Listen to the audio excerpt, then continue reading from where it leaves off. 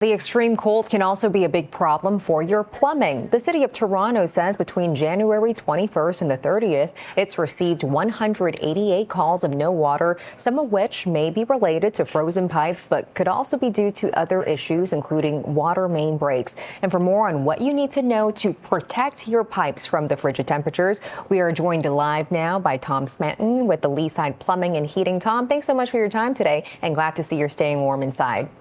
Trying to. And like we just heard from the city of Toronto, over 100 calls for those frozen pipes. What are the main concerns right now when your pipes freeze with these cold temperatures? Well, the main concern would be if the pipes freeze and then burst, and that's a catastrophe. So if there's a bunch of things you can do.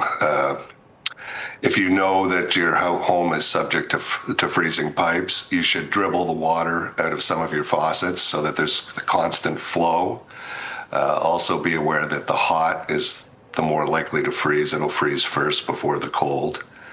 And, just be aware. If you, past is future. If your home is frozen before, it's going to freeze again. So take preventative measures.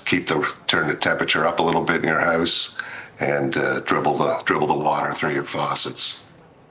And you talk about prevention. Are there any warning signs that people should watch out for when it comes to their pipes freezing?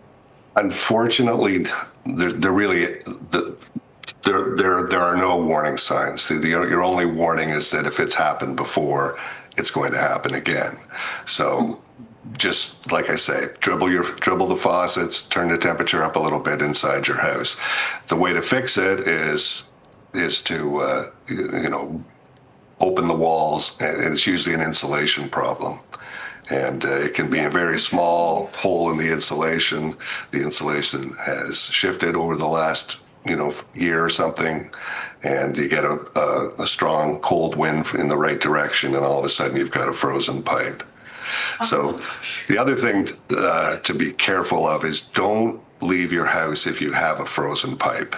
Let me rephrase that. You can leave your house, but turn your main water off, because if it ever burst and thawed, like I say, you have a catastrophe. You could have $50,000 or $100,000 worth of damage to your home.